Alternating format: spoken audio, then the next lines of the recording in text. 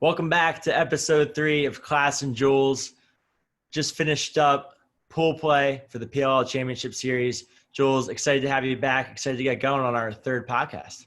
Yes, sir. I'm excited to be back, and the Woods are rolling right now, so I'm pretty fired up. I know Chaos is struggling a little bit right now, so I'll kind of let you talk a little bit about what's going on with them, with their offense, and what you're seeing, what you think can kind of improve, and then I'll kind of talk a little bit about the Redwoods. I think we're gaining some momentum on the offense. I know it's something we talked about last time that I was hopeful for, and it's exciting to see, and I know we'll kind of continue from there.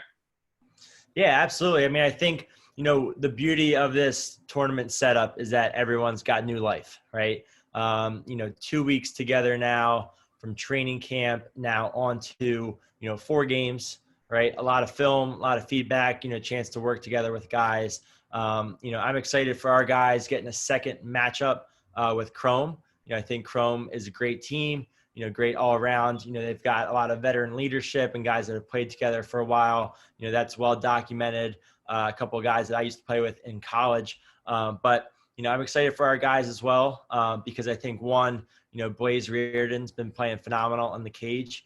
I think we've got great players all over the field and just need to keep working together. I mean, I think the biggest thing, that I see, especially on offense, is just, continuing to, to draw attack on one side and then flip fields and attack on the backside. I think, what was really nice to see was a really nice Fricaro sweep over the top, kicks it to Burn on the wing, and then fires that reverse skip pass through to Salcido in the Water Dogs game. And I think those are the type of goals that the guys on our team are capable of. And so, I'm just hopeful for guys to continue to, keep working together, keep growing in these next couple of days, and you kind of put together, the product that I think, guys really know that we can deliver. So I'm excited to watch. And like I said, it's just, having more of that underdog mentality and coming in and just looking to, fight and compete. And I think you got players all over the field to do it, and you're playing against a tough Chrome team. There's nothing to lose. Totally. And I think you bring up an interesting point in terms of, kind of how this tournament format is really set up. You look at last season, there were so many close games. And, I think you see a team like Chrome, how they've kind of come out this year and come out on the other side.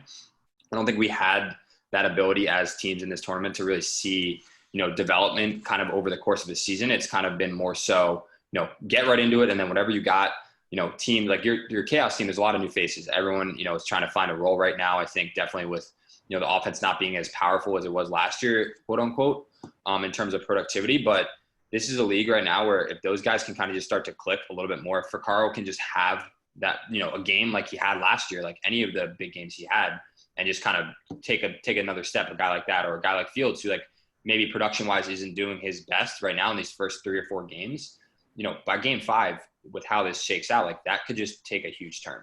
And I think that's something people, in terms of watching, don't really take into account is the new faces, the chemistry, the ability to really gel and find roles with new teammates. And I think people are really asleep if they think that any team's going to go into that one and done, and it just be like they're going to roll over and fold. I think you'll definitely see some upset where there's some teams that are maybe 2-2, 3-1, whatever it is, just drop one and then they're done, they're out.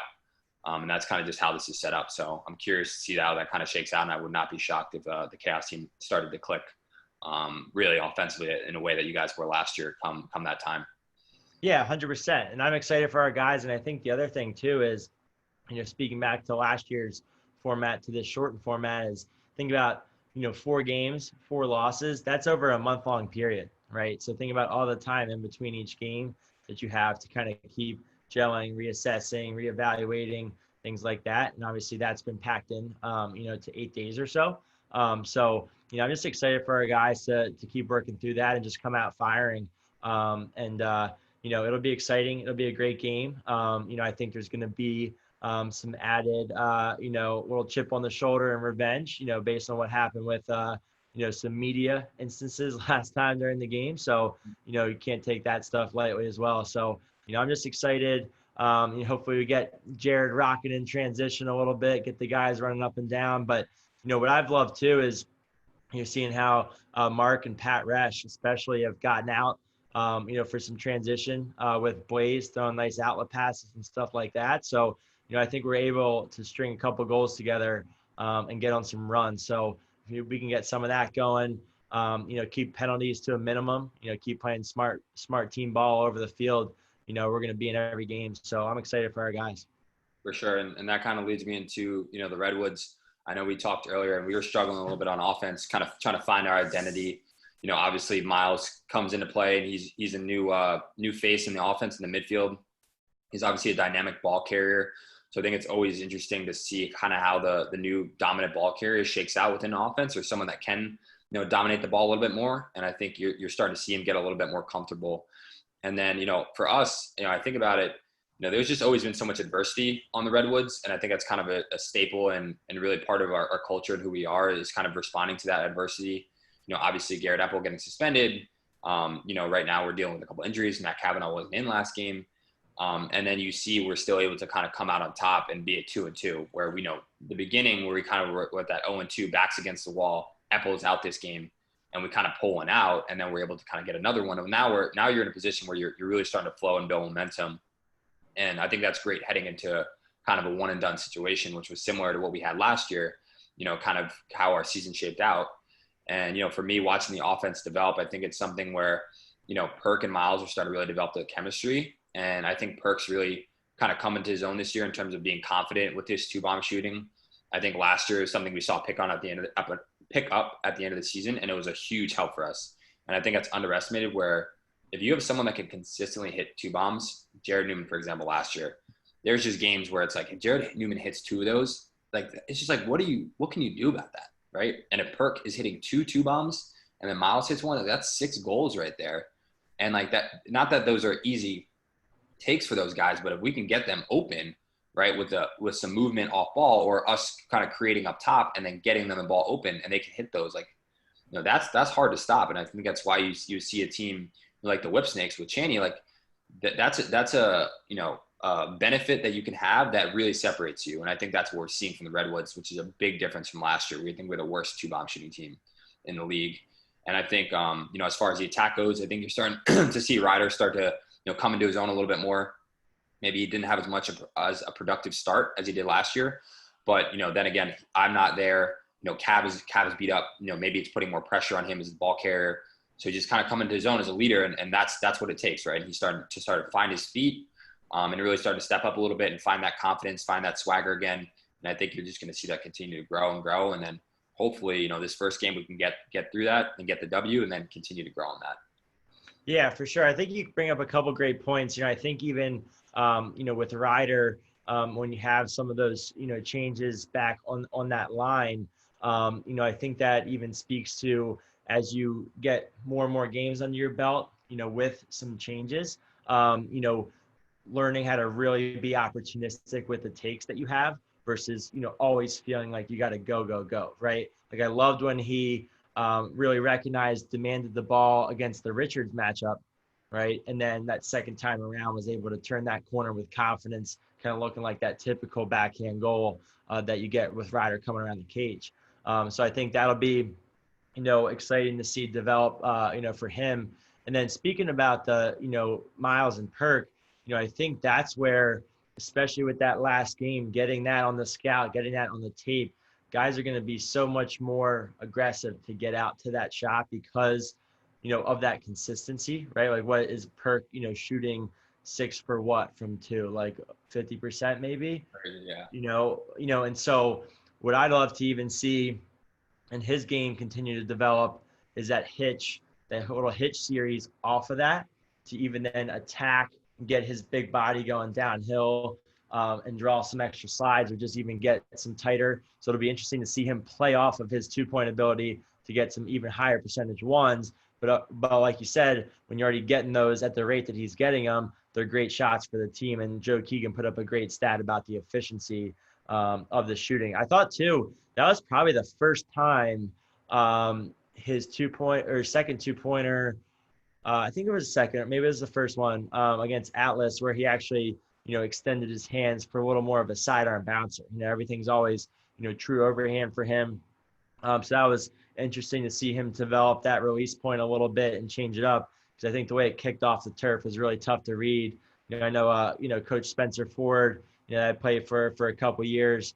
I can't remember who, someone back, I think it was Kyle Dixon, always talking about Kyle Dixon's ability to, kind of shoot this like sidearm skip bouncer. And it's really tough for goalies to pick up. And that's why when everyone's talking about these bounce shots, like that's really the technique to it. If it's not the true overhand, is kind of like this like little sidearm skip where it kind of kicks off the turf, and it's tough for goalies to read that little side to side action.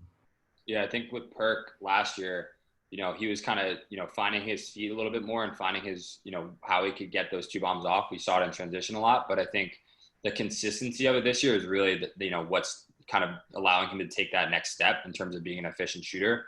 I think, his 2-point shot's so different than a lot of guys. Like, he does use that bounce. And I think sometimes we saw last year is like some of his shots were just hitting the dirt a little early and bouncing over. And now they're hitting it right by the cage. And it's just it's coming so fast. It's a hard read to get as a goalie. And that's different than, maybe, some of these other guys who are shooting it high to high, like Perk. Every single one of his shots is coming overhand or that kind of 3/4, hitting the dirt and then skipping up. And then goalies they just can't get to it right now.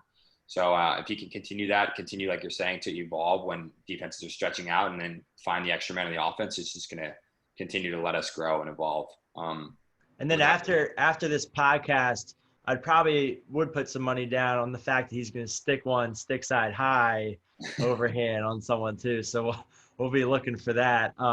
And Miles too, playing off of that, when he gets one of those on the board too, that's only going to open up skip lanes for him, right? So adding to his vision, guys rushing out at him to get to his hands, and then the two slide getting to the guy on the crease, he'll be finding the pipes too. So it's definitely be exciting for those guys as they keep kind of working through as teams adjust to their 2-point shooting.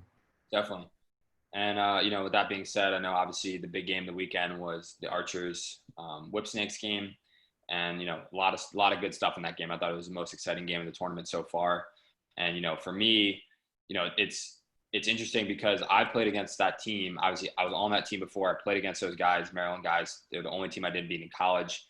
I think coming into this season, some people may have thought they weren't going to be as good. For whatever reason, they lost a lot of guys. I think that they've really taken a turn and are better than they were last year in a lot of ways. And I think, obviously we saw Rambo's performance today. Perhaps people were kind of like keeping him out of the conversation as, being the MVP of this tournament, whatever the case you want to be. And I think he's the type of player where he lets the game come to him so much so that, if he has a game where he just has 1-on-1, but he's still winning and they have 12 to 15 goals and other guys are stepping up, Zed's stepping up, Brad Smith, Haas, all their guys on offense. We'll talk more about them, but, it's no surprise that he comes out this game and, has 2-8, honestly. I think anyone that plays against him knows that when he wants to kind of kick it into that gear and needs to, he does, but he lets the game come to him and kind of plays off other people and lets people do what they need to do as well when the time's right. And to that point, I think for attackmen in this league who are dominant ball carrying attackmen, I think the most success you see are guys that are either quick, fleet of foot on that first step or guys that can play bully ball. Rambo, I know I've talked about it before. He can do a little bit of both. Like, he's kind of got a deceptive first step, but when push comes to shove, he puts his shoulder down, he creates separation. And that's what allows him to consistently draw slides and draw attention and get his hands free in areas in the field that he wants them to be free in. And if you're a guy that kind of, I feel like takes too much time with that, right? With the shot clock, it just puts your offense in a precarious situation. And I think you see it in terms of like, the guys that have an explosive first step, well, now they're not always trying to look to use their body, but they're always getting a great spots in the field right away. And then defense is drawing attention to them. And that's what makes the offenses kind of tick. So I think Rambo definitely utilizes his body better than anyone in the league from an attack perspective and makes defenses, feel it. And they have to respect that in terms of when he's coming top side. And that's what, is allowing him to really open up in terms of these assist opportunities. In addition to him having such great off-ball players and guys that know how to play the game the right way. And you can speak to more of that in terms of, the guys like Brad and Haas and Cheney and what they're doing, and Zed off-ball for Rambo when he does have the ball in his stick. Yeah, and I'll add to that with Matt. I think today, really displayed a wide variety of his skill set.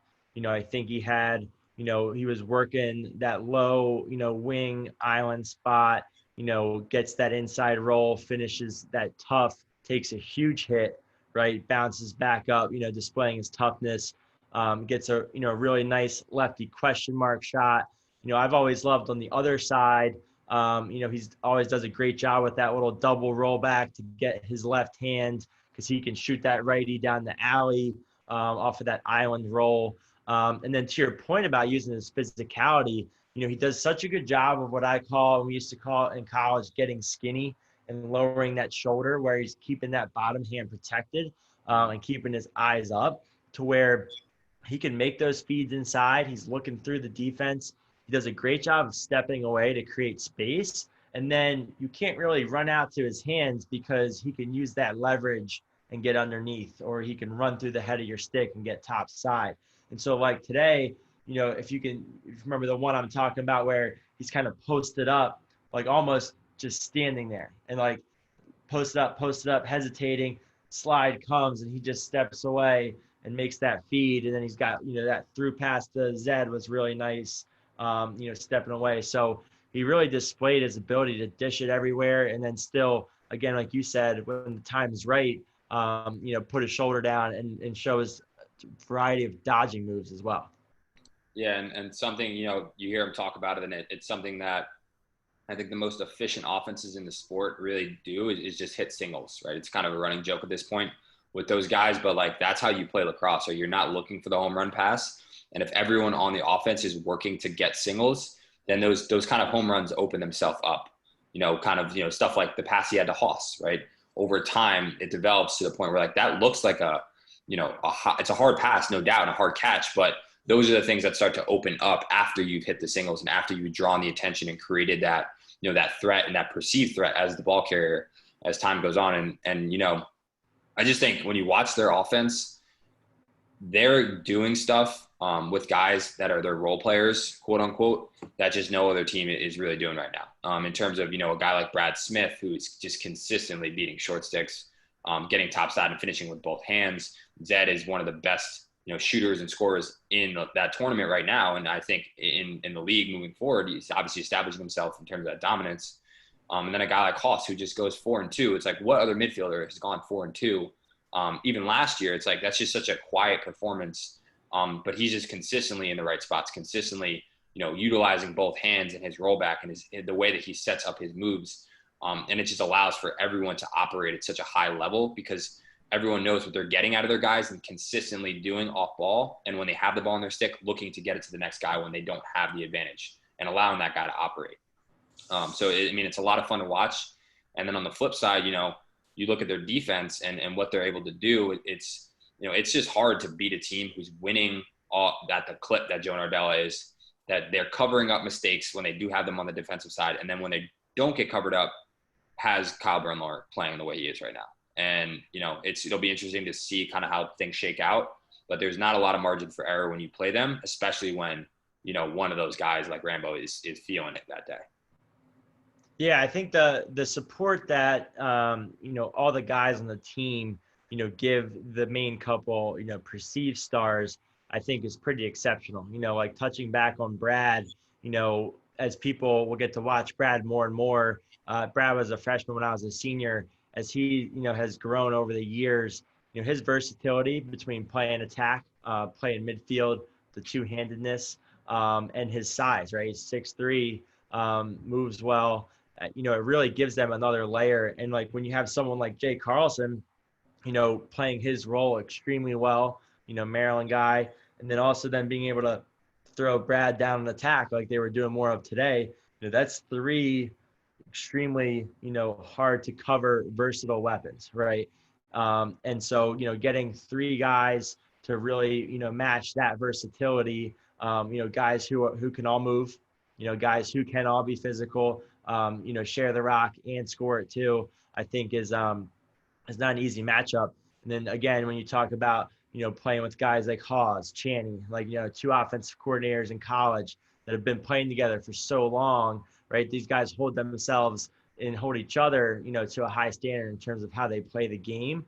And, I'm sure that they hear about it, when it's, not the case. And so, the way they can work off each other and keep playing, high level lacrosse. And then when you get guys, like Lacasio in the mix, working without it, like guys are going to make those hard cuts off ball. Brad Smith, nice little setup cut, right? Because they know that guys are going to make the right plays, share it when it's supposed to be shared, or be aggressive when it's supposed to be aggressive. It's definitely exciting offense to watch. Yeah, and I think kind of the sum of that is really just playing your role.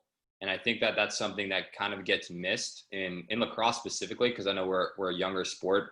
Sometimes guys, like everyone wants to be the man, quote unquote. But at the end of the day, like your skill sets are your skill sets. The more that you like force yourself to be the player that you're trying to be, the less chance you're going to really be that player. You really want to figure out what you do well and the team that you're on, and really stick to that and grow and try to develop those skills that you can do more for your team. But, if you're on a team, with a guy like Rambo and you feel like you're more of a dominant ball carrier, where like if he's the dominant ball carrier, you want to get your touches like a guy like Brad Smith, but you also want to know what you can do to help Rambo when he has the ball in his stick. And I think that's what those guys do so well, is recognize what each other do well and then help each other when they don't have the ball in their stick, to make sure that they're maximizing their role and helping other guys maximize their roles. And I think that that's something people who are watching that offense could really learn and apply to their respective teams, both in college and the high school level, is just to know what your role is and sink your teeth into it and be the best version of yourself in it. That's what's going to get you to shine, right? If you're a great shooter, don't try to be the best Dodger on the team, right? Be the Dodger when you need to be it, but set yourself up to be that best shooter, and then you're going to look up and you're going to lead the team in goals. And I know that's not what we want guys to talk about, but sometimes everyone thinks it's about the stats, and that's why guys are doing what their role isn't supposed to be. But the more you don't do that and try to be something you're not, the less likely you're going to be able to get that shine. And we talk about egos and what guys want out of the game. Do what you do well, consistently do it, and the outcome will be there from what you want. And if you don't like that, get on the field like we talk about and put the work in to kind of expand that and come back the next season so you have more of a role in the team.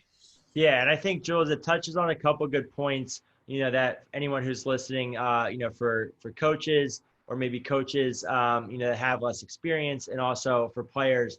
I think from a coach perspective, I think it shows the importance of finding those subtleties on the field that you can highlight for your players to reinforce, because at the end of the day, say you're a youth team, right? All the parents are going to go up to the kid that scores 4 goals, right? All the parents are going to go up to the kid that's doing the takeaway checks, right? Just because that's like what is most obvious. But then if you as a coach, especially of young players, can take that back and highlight the guy who set the good pick, highlight the guy who got the 2-handed ground ball, and then they know that that's appreciated, that's going to reinforce those kids making those right plays, and they will build into better lacrosse players from it. And then understanding their role, then when they do their roles really, really well, that's when you get recruited, right? That's when you get to college and you make an impact versus being a guy who can't play with the other 5 guys on their half of the field. We talk about it in our training sessions. And as we do more and more, together this coming year, what are you doing with the ball in your stick, right? Is what's always easiest to talk about, right? Do we work on the dodging footwork? We work on the shooting mechanics, right? But we focus a lot on what do you do without the ball, right? If I'm adjacent to you, what are my options as an off-ball player? What's the only thing I can't do while my man Jules is dodging? I can't stand in that adjacent lane, right? I can't watch and be a spectator. Like, those are the kind of things that, players and coaches, especially, maybe newer to the game, or you're watching the PLL and what are your takeaways? Look for these things, right? These are the things that are going to make you better as a young coach or as a player. And I think, Jules, maybe you could touch on too, we talk about like every offseason we're finding things to get better at, but working on your strengths. Talk a little bit about when you think about dodging, like getting to know, like we said on our webinar this spring, understanding your body type and how that might impact how you're training and your moves and things like that. Definitely. I think it's something that is missed a little bit.